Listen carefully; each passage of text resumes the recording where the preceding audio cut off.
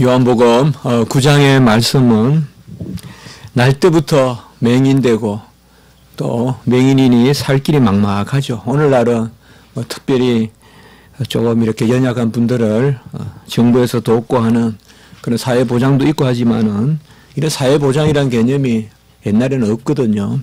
그렇기 때문에 몸이 불편하거나 또 맹인이거나 이런 사람들은 참 어렵습니다. 짐승과 같이 삽니다. 그냥 움직이지도 못하고, 주면 먹고 안 주면 굶고 그런 시대에 구걸을 해서 이제 날 때부터 맹인이고 구걸을 해서 사는 한 사람을 주님께서 눈이 뜨게 하는 그런 기사가 요한복음 9장 전체 한 장을 할애해서 진행되고 있습니다. 우리가 요한복음 제일 처음에 제가 말씀을 드렸지만은 요한복음은 상당히 심오한 그런 기독론의 복음이다. 우리가 다 그렇게 말하고 있고, 우리 칼빈도 복음서의 창이다. 그래서 마태, 마가, 누가 복음에 들어가는 창이 바로 요한복음이다. 그렇게 말씀하셨는데, 요한복음은 가장 심오한 그런 말씀, 로고스에 관한 교리가 들어있고, 또 이 땅에 오신 예수님이 그리스도고 주시라는 그런 말씀이 들어있는 그런 심오한 그런 신학적인 복음일서라고도 할 수 있습니다. 그러면서도 요한복음이 단지 어떤 그런 신학적인 그런 심오함만 가지고 있는 것이 아니라 군데군데 이렇게 보면 우리가 사마리아 여인에 관한 그런 기사도 있고 또 니고데모에 대한 그런 기사도 있고요. 바로 군데군데 사람을 낫게 하고 고치시는 이런 일을 함께 이렇게 기록하고 있다는 것입니다. 오늘 여기 요한복음에 날 때부터 맹인된 자의 기록이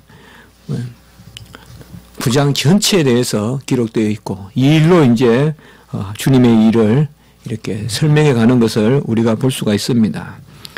그래서 우리 주님은 아주 정말 영원하신 하나님이고 우리가 깊이 묵상하고 그의 비밀, 삼위일체의 비밀, 기독론의 비밀, 그리고 큰 비밀 가운데 계시지만 가장 우리에게 가까이 오셨다는 것이죠.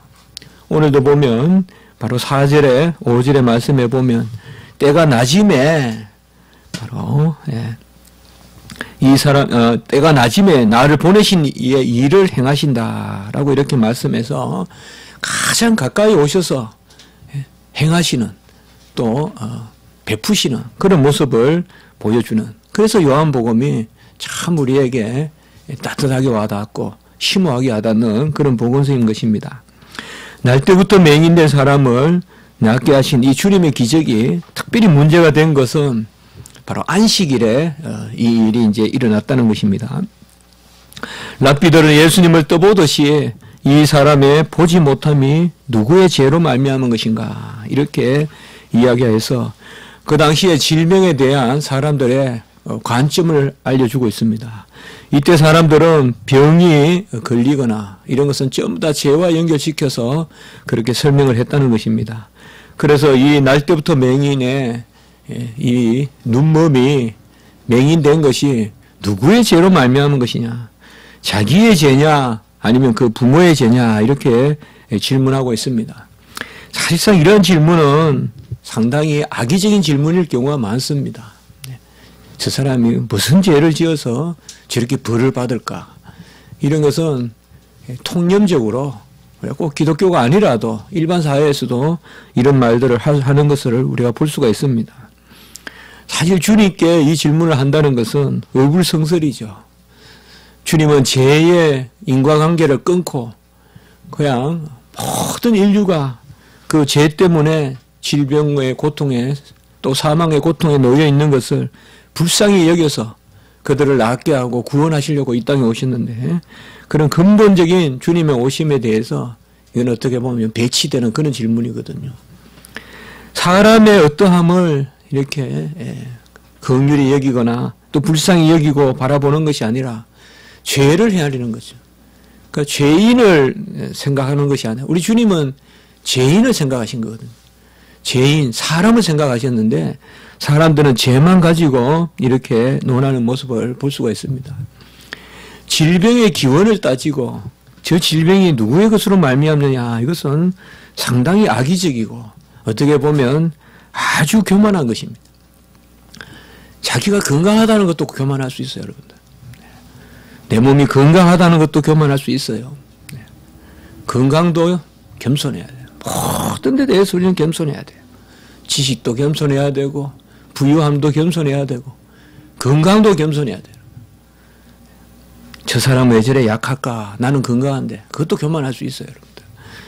바로 이들은 그런 것을 하나님이 주신 어떤 그런 복됨, 정말 나를 건강하게 하신 것이 날마다 나를 채우시는 만나와 메추라기로 먹이셔서 건강하게 하신다는, 일용할 양식을 주셔서 건강하게 하신다는 그런 생각에 미친다면 이렇게 남을 헐뜯는 그런 죄에 대한 질문에 쉽게 가지 않을 텐데요.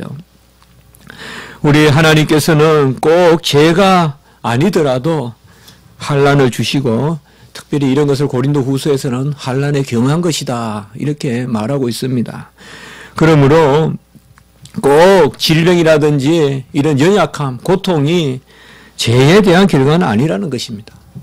죄를 지었기 때문에 저런 아픔이 있고, 죄를 지었기 때문에 저런 상실이 있고, 뭔가 부족함이 있고, 그렇지 않다는 것이죠. 물론 죄로 인한 그러한 역경도 있습니다. 그렇지만은 모든 것이 죄로 인한 것도 아니고, 분명히 그런 것이 아니고, 대다수 그런 것도 아닙니다. 대다수 그런 것도 아니에요. 다 모든 사람은 질병으로 죽어요. 다. 차가 서면 다 고장으로 서듯이 사람도 다 마지막엔 질병으로 죽어요. 뭐 자연사가 없어요. 다 질병사예요. 병으로 마지막 우리 기간이 스톱하는 거예요. 멈추는 거예요. 그러면 전부 마지막에 다 믿는 사람이든 믿지 않는 사람 다 죄로 말미암아 죽겠네요. 그러니까 이런 것들은 그렇지 않다는 것이죠. 바로 주님께서는 우리에게, 하나님은 죄가 아니더라도 이런 훈련과 순종을 위해서, 칼빈 주석을 보니까 이것을 십자가의 훈련이다 이렇게 적어놨어요. 바로 질병이나 이런 것도 십자가의 훈련이다. 바로 그렇게 적어놨는데 제가 한번 그렇게 다시 생각해 봤습니다.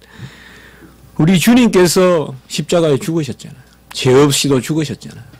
죄 없이도 못 박히시고, 그런 것을 보면 우리가 모든 것이 상하고 찢기고 다치고 하는 것이 다 죄로 말미암은 것은 아니라는 것을 우리가 말할 수 있고, 대다수도 그렇다라고 말해서도 안 됩니다. 다만 매사에 깨어 있어야 되기 때문에, 병이 걸려도 깨어 있고 건강해도 깨어 있고 이래야 되지. 건강할 때 주님 생각하지 않고 병들면 무슨 섭리 따지고, 그것도 어떻게 보면 잘못된 신앙일 수도 있죠. 건강할 때도 마찬가지로 주님 섭리 따져야죠. 네 건강이 누구로 인한 것이냐, 똑같이 질문을 던져야죠. 사람은 왜 너 질병이 누구의 것인가만 물어요. 네 건강이 누구의 것이라는 것도 물어야죠. 그게 중요한 거예요. 욥의 친구들은 네가 왜 그렇게 자식도 잃고 재산도 잃고 악창이 나가지고 기아장으로 몸을 끓고 있고 아내에게도 저주를 받고 네가 왜 그런 입장이냐, 그것만 이야기하는데 사실 욥의 신앙은 그 친구들 신앙보다 앞서가요. 욥은 뭐라 그랬어요? 주신이도 하나님이요.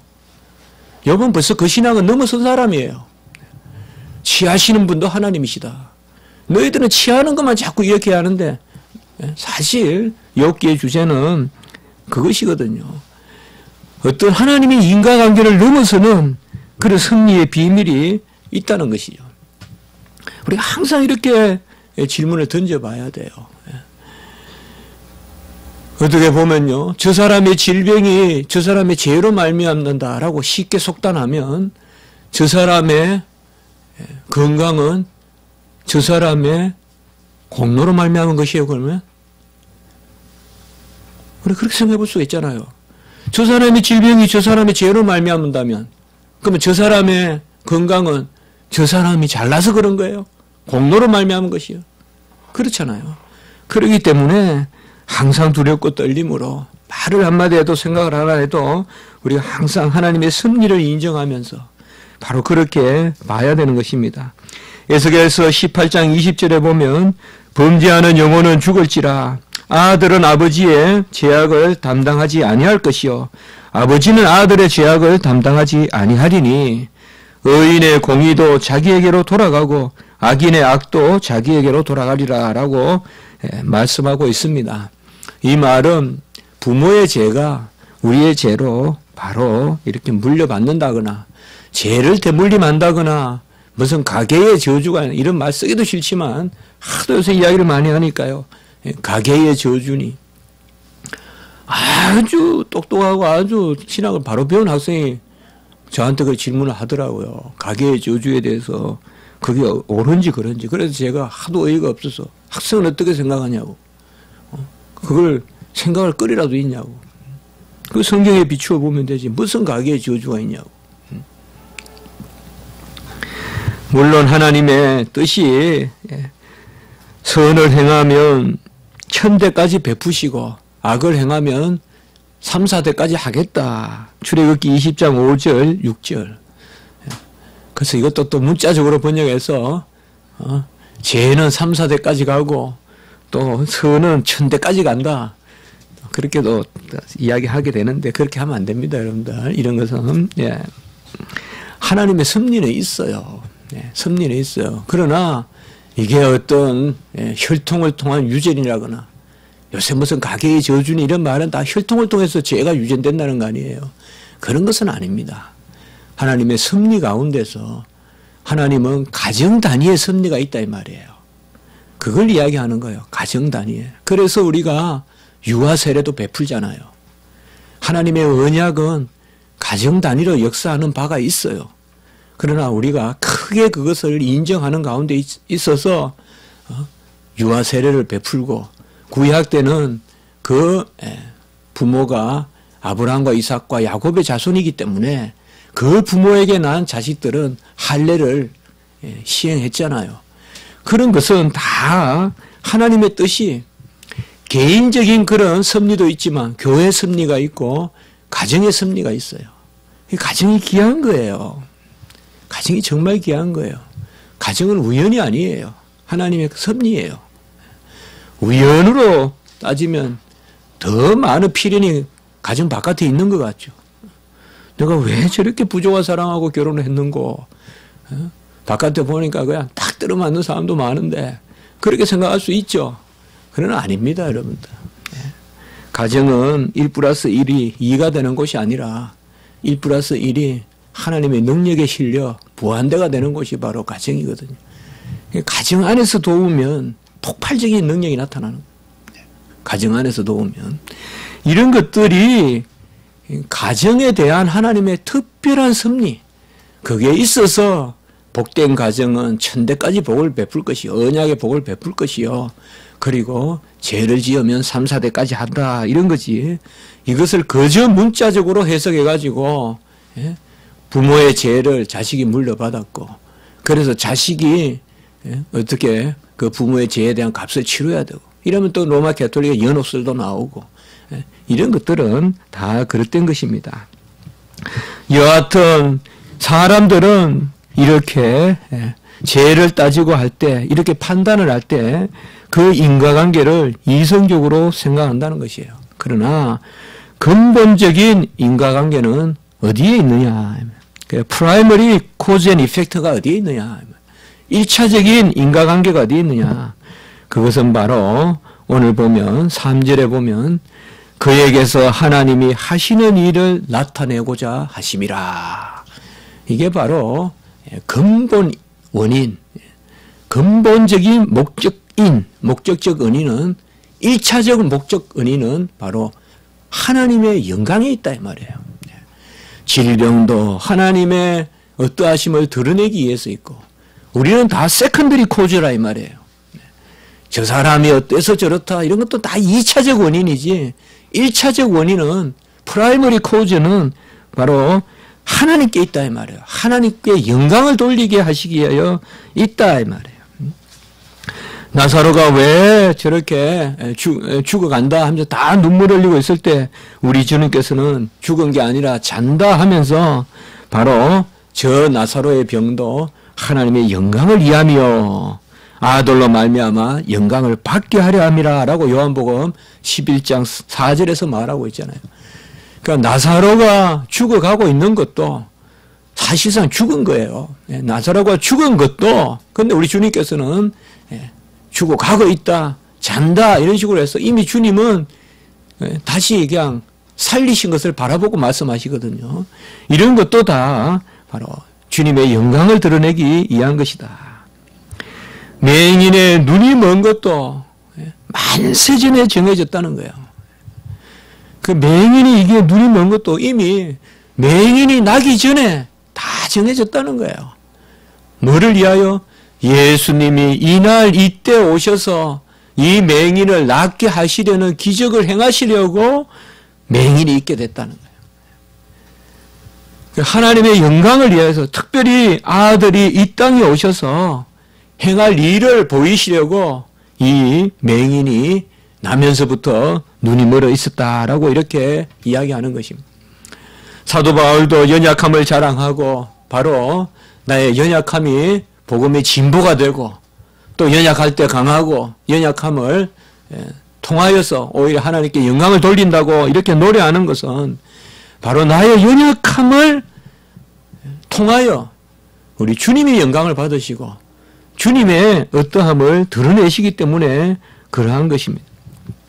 우리는 먹든지 마시든지 무엇을 하든지 다 주님의 영광을 위하여 하라고 했다면 어떻게 보면 모든 일이 다 하나님의 영광을 위한 것입니다.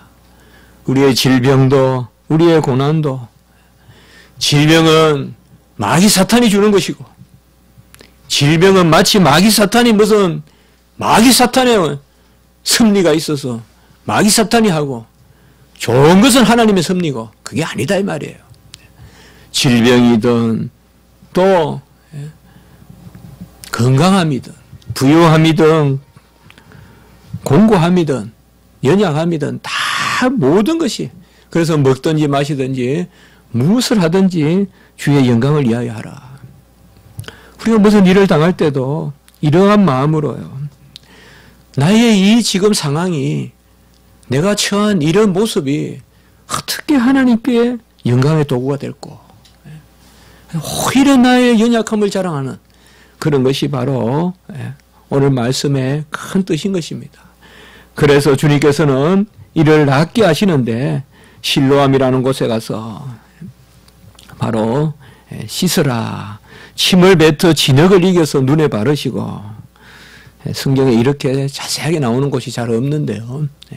침을 뱉어서 진흙을 이겨서 그의 눈에 바르시고 실로암이라는 곳에 가서 씻으라. 근데 보면 여기 실로암이나 또 주님께서 4절에 보면 나를 보내신 이 그리고 7절에도 보면 실로암은 보냄을 받았다. 이 실로암이라는 이름이 주님을 위하여 있다는 거예요. 사실상 여기에 보면 지금 모든 것이 만세전에 다 정해졌다는 걸 뜻해요. 실로암이 보냄을 받았다는 것은 4절에 나를 보내신 이의 일을 이게 바로 예수님이잖아요. 그러니까 지금 이 실로암에서 씻어서 낫게 하실 일을 만세전에 미리 생각하시고 실로암이라는 이름도 이미 붙여진 것이고 이 소경의 눈먼도 만세전에 미리 예정하시고 작정하시고 그의 눈을 멀게 하셔서 그래서 이날 이 시에 만나서 낫게 하려 하셨다는 거예요. 그래서 이 실로암이라는 이름이 귀한 것입니다. 왜 주님께서 그냥 낫게 하면 되는데 어떨 때는 말씀으로 어떨 때는 말씀 없이 그냥 옷깃만 스쳐도 목깃만 만져도 낫게 하시고 그런데 오늘 여기는 왜 이렇게 침을 뱉어서 이겨서 어떻게 보면 조금 우리 생소하기도 하는 그런 모습이잖아요. 눈을 뜨게 하려면 어떻게 눈을 이렇게 자꾸 벌려야 될 텐데 자꾸 진흙을 집어넣으면 어떡해요? 눈을 더 감으라는 거지. 그런데 침을 이렇게 뱉어서 이렇게 이겼다는데 어떻게 보면 좀 생소해 보이기도 하죠. 그래서 눈에 이렇게 하는데 여러 주석을 하지만은 저는 두 가지로 한번 생각해 볼 수 있을 것 같아요. 왜 주님이 이렇게 하셨느냐. 첫 번째는 주님의 친근함이다. 주님이 친근하게 하셨다. 그러니까 많은 주석에서 보면 이게 이 당시에 이스라엘 백성들에게 이러한 습관이 있었을 것이다. 아픈데 진흙을 발라서 이렇게 붙여주고 하는 것이 있었을 것이다. 일종의 민간요법, 이제 그렇게 주석하는 사람들이 있거든요. 예, 그런 것을 비추어서 바로 친근하게, 어떤 낯선 방법이 아니다. 이게 오히려 친근하게. 제가 이런 말 하면 우리 집에 집사람이 최고 싫어하는데요. 시골 사람 같다고 맨날. 저는 뭐 애들이 어디 아프면 된장 발라. 뭐 어디 아프면 그냥 그런 게 있거든요. 아빠가 만져줄게. 뭐 이런 거 있잖아요. 꼭 우리 애할머니가 이야기하던 옛날에 그런 것들이 많이 남아 있어요. 그래가지고 뭐 겨우 야기야기 하면 이제 할명수 먹어 뭐 애들한테 그냥 그랬는데 이제 민간요법이 많죠. 민간요법이. 그래서 어디 데이고 이러면 뭐 된장 발라. 그럼 막 비과학적이다. 뭐 그러면서 이제 물로 뭐 소독을 시켜야지 그 된장을 바르면 되냐. 뭐 이런 생각 있잖아요. 근데 이제 친근하게 주님이 이렇게 하셨다. 친근하게. 그래서 친근하게 낫게 하시려고 그런 방법을 쓰셨다라고 한번 생각해 볼 수가 있어요. 그러니까 주님께서 아주 낯설게 하신 것이 아니고요. 두 번째는 주님께서 이러한 친근한 가운데 자연스럽게 믿음을 주셨다. 믿음을 갖게 하셨다는 거죠. 아까도 말씀을 드렸지만은 눈을 뜨게 한다 그러면 일단 우리가 1차적으로 뭐 깨끗한 물을 가져가서 씻겨서 한번 떠봐 뭐 그렇게 해가지고 낫게 할 것 같은데 그렇게 한 것이 아니라 오히려 그냥 스톱업 확 막아가지고 그냥 눈이 안 보이게 만들어가지고 그리고 나서 씻고 와라. 이런 것들은 뭔가 하면 그 친근한 가운데서 믿음을 심어주시는, 우리가 사마리아 여인에게도 보면 주님께서 아주 친근하게 그의 사생활을 자연스럽게 접근하면서 그러면서 그에게 믿음을 심어주시거든요. 오늘도 그런 모습을 볼 수가 있어요. 제가 요한복음 읽으면서 아주 놀라운 부분이 이런 부분이거든요. 아주 심오한 그런 로고스, 우리 하나님, 말씀이신 하나님이 이 땅에 오셔서 아주 자상하게 주의 사역을 행하신다. 우리가 믿지 않았을 때 주님을 믿게 된다는 것이 얼마나 낯선 거예요.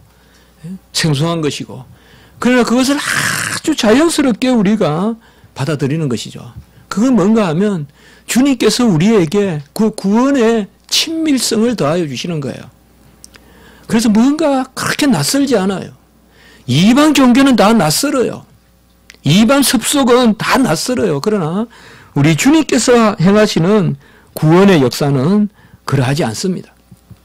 그래서 주님께서는 아주 친근하게 하시면서 자연스럽게 믿음을 갖게 하시는, 어떻게 보면 그가 우리에게 믿지 않을 수 없게끔 하신다 이거죠. 내가 믿음이 있어서 가는 것이 아니라, 이 소경이 믿음이 있어서 나은 것이 아니라 어떻게 보면 주님께서 믿음을 주셨기 때문에 나왔다 이 말이죠. 믿게 하셨기 때문에 나왔다. 그렇게 우리가 생각할 수가 있어요. 그래서 성경에 보면 낫게 하시는 여러 방법이 있는데 우리가 그렇게 한번 생각해 볼 수가 있어요. 왜 어떤 사람은 이렇게 낫게 하고 어떤 사람은 그냥 가서 낫게 하고 어떤 사람은 씻으라 해서 낫게 하고 어떤 사람은 이렇게 진흙도 발라서 낫게 하고 다양한 방법인데 우리는 한번 그렇게도 생각해 볼 수가 있어요. 병을 낫게 하시되 다양한 방법을 그렇게 사용하시는 것은 뭐 중풍병자를 그냥 데리고 와서 그냥 지붕 위에서 나르는 것도 그것도 하나님이 낫게 하시는 방식이거든요. 그 친구들이 들고 온 거는 맞지만 그것도 알고 보면 한 사람을 구원하기 위해서 하나님이 작정한 방식을 쓰시는 거거든요. 이런 것들이 다 뭐냐 하면 믿음을 주시려고, 믿음을 새겨주시려고, 믿게 하시려고 하시는 하나님의 방식이다. 어떤 사람은 이렇게 믿게 하시고 어떤 사람은 저렇게 믿게 하시고, 병만 낫게 하시려면 그냥 일괄적으로 그냥 나았다 하면서, 예? 아예 뭐 누구든지 그냥 나았다 아니면 뭐 딱 그냥 정해서 할 수 있지만 그 사람에게 믿음을 주시려고. 오늘 이 사람이 한번 보세요. 눈을 뜨고 9절에서부터 보면 이 사람이 그린인지 아닌지 사람들이 잘 몰라요. 그러니까 왜냐하면 평생 눈을 감고 있든지 아니면 그 모습이 어떤지 몰라도 또 눈을 깜빡깜빡 했는지 어떤지 몰라도 그런 사람이 눈을 뜨고 아주 눈동자가 또렷하고 이렇게 다니니 옛날 모습이겠어요. 사람의 눈이 얼마나 그 얼굴을 좌우해요. 그러니까 잘 모르는 거예요. 그래서 어떤 사람은 옛날 그 소경과 비슷하다 하는 사람도 있고 생전 처음 보니까 생전 처음 눈이 딱 바뀌어 있으니까 그와 비슷하다고도 하고 그런데 내가 그라 하고 11절에 보면 어찌하여 눈을 뜨셨느냐 하니까 대답하되 예수라 하는 그 사람이 진흙을 이겨 내 눈에 바르고 나더러 실로암에 가서 씻으라. 이 구절이 바로 우리가 이런 왜 주님께서 그러니까 뚜렷하게 지금 진술하고 있어요. 예수라 하는 그 사람이 진흙을 이겨 내 눈에 바르고 나더러 실로암에 가서 씻으라 하기에 가서 씻었더니 이게 이제 믿음이거든요. 씻으라 하시니 가서 씻었더니 여기에 보면 이 맹인의 믿음이 나와 있어요. 그래서 우리가 아까 한번 그렇게 좀 더 이 구절을 너무 막 이 방법 저 방법 그런 것도 우리가 연구해야 될 부분이겠지만 학자들은 많이 연구하고 그 신약 시대 예루살렘 이런 것을 많이 연구하고 하지만 우리는 좀 더 믿음으로의 눈으로 본다면 이 구절을 해석해 본다면 결국은 뭐냐? 믿음도 선물이라면 이렇게 뚜렷하게 고백하게 하신 것은 얼마나 이것을 주님이 새겨주시느냐 이 말이에요. 그 결국은 뭐예요? 고백하게 하고 믿음을 하나님 앞에 내어놓게 하시려고 하나님이 이렇게 하셨다 이 말이에요. 우리는 각자를 하나님께서 고유하게 부르십니다. 고유하게 그것이 더 낫다 덜하다 비교할 필요도 없습니다. 그러나 아주 인격적으로 가장 나에 맞추어서 하나님은 믿음을 주셔서 아주 척박하고 도무지 씨 하나 뿌릴 수 없는 그런 박토고 그런 바위짝이고 돌짝인데 그런데 나를 옥토로 만드셔서 주님이 아주 친근하게 씨앗이 떨어지면 자연스럽게 우리의 신앙도 다 오늘 이 맹인의 신앙같이 그래서 아주 친근하게 받아들이고 고백하게 하는 이런 것이 바로 성도의 확신이고 성도의 신앙의 고백이 아닌가 생각하는 것입니다. 오늘 말씀을 통하여서 우리가 모든 일을 하나님 편에 생각하고 하나님의 뜻이라고 돌리고 그것이 좋게 여겨지든 나쁘게 여겨지든 그런 마음으로 하나님 앞에 나가면 이러한 기적적인 은사들이 우리에게 나타날 줄 믿습니다. 한번 기도드리겠습니다. 하나님 아버지 감사합니다. 나면서부터 눈을 뜨지 못하고 구걸하여 사는 이 사람을 주님께서 낫게 하시고 그가 믿음을 고백하게 하셔서 구원에 이르게 하시는 이 은혜를 받았습니다. 우리도 다 영적 소경이요 아버지여 한 발도 나아갈 수 없는 그런 암흑의 상태로 살았는데 주님께서 우리를 아버지여 빛 대신 주님께서 찾아오셔서 강명하게 하시고 우리가 주님의 뜻 가운데 살게 하시는 그 은혜를 인하여 감사합니다. 우리가 이런 믿음으로 더욱 고백하게 하시고 감사하는 삶을 살게 하시고 오늘 한날 주일 앞 주님을 아버지여 우리가 섬기고 또 예배드리고 하나님의 한량한 은혜 가운데 있을 때 이러한 신앙의 고백이 더할 수 있도록 도와주시고 우리의 기도와 모든 성도들의 간구를 주님께서 들어 응답하여 주시옵소서. 감사하옵고 구주 예수 그리스도 이름으로 기도드리옵나이다. 아멘.